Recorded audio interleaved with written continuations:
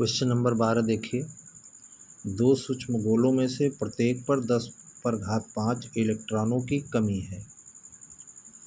यदि उनके बीच की दूरी 1 मीटर हो तो वैद्युत बल की गणना कीजिए। तो देखिए, इलेक्ट्रॉनों की जब कमी होती है, तो धनावेश होता है, पीछे बताया गया, और इलेक्ट्रॉनों की अधिकता होती है तो ऋणावेश होता है। तो हमने मान लिया है चालक में Q1 और Q2 दो आवेश है जिसके बीच की दूरी r बराबर 1 मीटर है।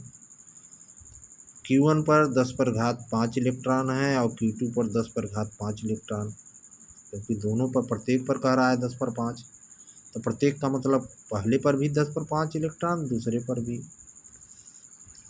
तो अब आगे हम हल करेंगे। Q1 Q2 बराबर इलेक्ट्रॉन पर आवेश कितना होता है, प्रोटॉन पर आवेश कितना होता है, 1.6 × 10⁻19। r बराबर दिया 1 मीटर। 1/4 पाई एप्सिलॉन नॉट का मान होता है 9 × 10⁹ न्यूटन मीटर स्क्वायर प्रति किलो कूलाम स्क्वायर। फार्मूला लगाएंगे, F बराबर 1/4 pi epsilon not Q1 Q2/r²। इसका मान होता है 9 × 10⁻9, और Q1 दिया है 10⁵ इलेक्ट्रॉन और 10⁵ इलेक्ट्रॉन Q2, एक का स्क्वायर 9 × 10⁻9, और ये हो जाएगा 10⁵5 10⁻10 हो जाएगा, और ई का गुड़ाई में करेंगे ई स्क्वायर हो जाएगा।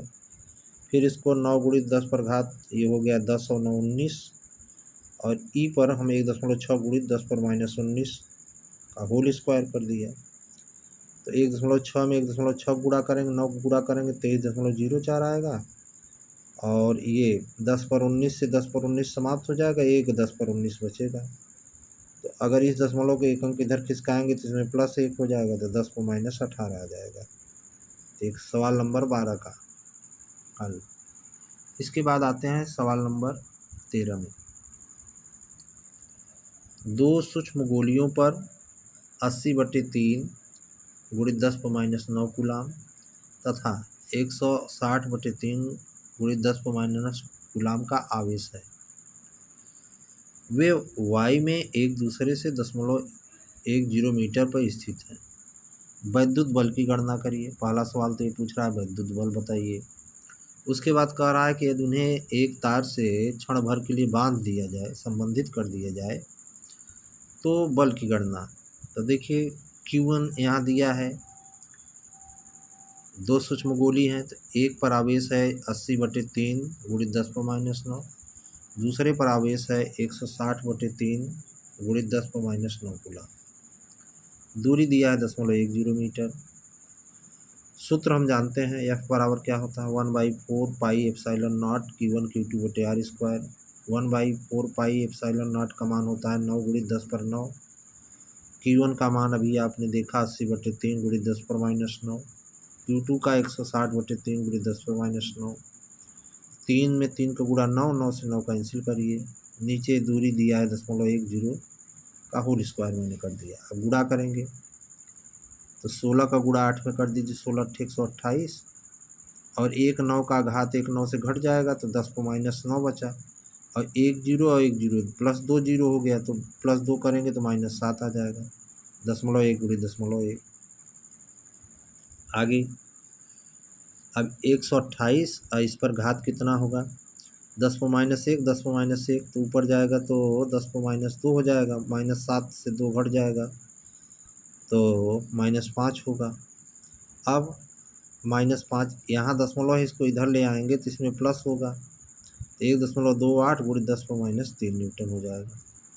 अब दूसरा स्टेप कह रहा है कि तार को जोड़ दिया गया, तो तार को जब संबंधित करेंगे तो जो आवेश कुल आवेश होगा वो क्या हो जाएगा, जो पहले आवेश था और जो बाद का आवेश था दोनों का आधा होता है, तो Q1 + Q2/2 हो जाएगा। तो 80/3 × 10⁻9 प्लस 160/3 × 10⁻9/2 होगा। तो 80/3 160/3 10⁻9 कॉमन ले लीजिए /2। हल करेंगे तो 240/3 भाग देंगे तो कितना आ जाएगा, 240/3 तो 3 × 8 = 24, 80 आएगा। 80/2 करेंगे, ये 2 नीचे वाला 10⁻9, 2 का भाग देंगे 40 गुणित 10⁻9 कूलाम आया। ये आवेश आया। ये बराबर आवेश लगेगा, पहले सिरे पर भी यही आवेश रहेगा और दूसरे सिरे पर भी यही आवेश रहेगा, अलग अलग नहीं होगा। अब हम बल निकालेंगे तो 1/4πε0 Q1 Q2 बटे आर स्क्वायर, तो 9 गुणित 10 पर 9 1/4πε0 का मान, और Q1 है 40 गुणित 10⁻9, 40 गुणित 10⁻9, ये 0.10 का होल स्क्वायर हो जाएगा। तो देखिए 10⁻9 + 9 0 हो जाएगा, और 40 4 में 4 का गुणा 16, 16 9 144 हो गया, और 1 0 1 0 2 0, तो 2 0 इसमें प्लस करेंगे तो -7 हो जाएगा, और इसको स्क्वायर करेंगे तो इसको हम प्लस करके 10⁻2 लिख देते हैं, ऊपर ले जाएंगे 10⁻2 तो प्लस हो जाएगा, तो 144 गुणित 10⁻5 होगा, और इसको दशमलव को इधर खिसकाएंगे 2 अंक तो फिर +2 हो जाएगा, तो +2 करेंगे तो -3 बचेगा, तो 1.44 गुणित 10 पर -3।